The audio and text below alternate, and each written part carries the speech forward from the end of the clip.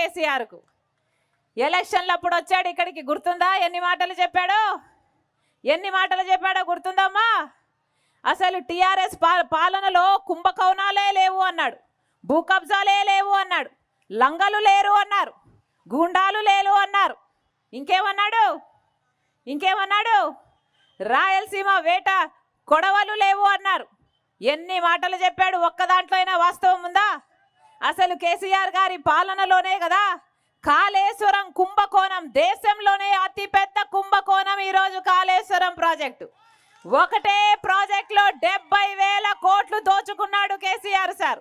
అసలు కుంభకోణాల ఫాదరే కేసీఆర్ గారు కదా. అసలు ఎన్ని కుంభకోణాలు మన రాష్ట్రంలో, మొత్తం అన్ని ప్రాజెక్టులు ఒకే మనిషికి ఇస్తున్నాడు కదా కేసీఆర్ సారు. ఎందుకని? కమిషన్లు మాట్లాడుకొని ఆ కాంట్రాక్టర్తో ఈయన బాగుపడ్డానికి కదా. ఈయన కుంభకోణాలు చేయకపోతే ఒకప్పుడు స్కూటర్లో తిరిగే కేసీఆర్ సారు ఇప్పుడు విమానాలు ఎలా కొంటున్నాడు, హెలికాప్టర్ ఎలా కొంటున్నాడు? ఈయన కుంభకోణాల గురించి మాట్లాడేది. ఇక భూ కబ్జాలు లేవట. ఏమ్మా, భూ కబ్జాలు లేవా మన తెలంగాణలో? ధరణి పోర్టల్ ఎందుకు పెట్టారు? కొండ నాలుకకు మందయ్యపోతే ఉన్న నాలుక ఊసిపోయిందట.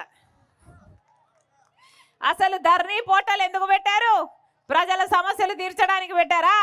ఎక్కడెక్కడ పోరంబోకు స్థలాలు ఉన్నాయి, ఎక్కడెక్కడ వాటిని కబ్జా చేసుకోవచ్చు, ఎక్కడెక్కడ అసైన్డ్ భూములు ఉన్నాయి, ఎక్కడెక్కడ వాటిని కబ్జా చేసుకోవచ్చు, ఎక్కడెక్కడ పేదల భూములు ఉన్నాయి, ఎక్కడెక్కడ వాటిని కబ్జా చేసుకోవచ్చు అని గదా ధరణి పోర్టల్ పెట్టింది.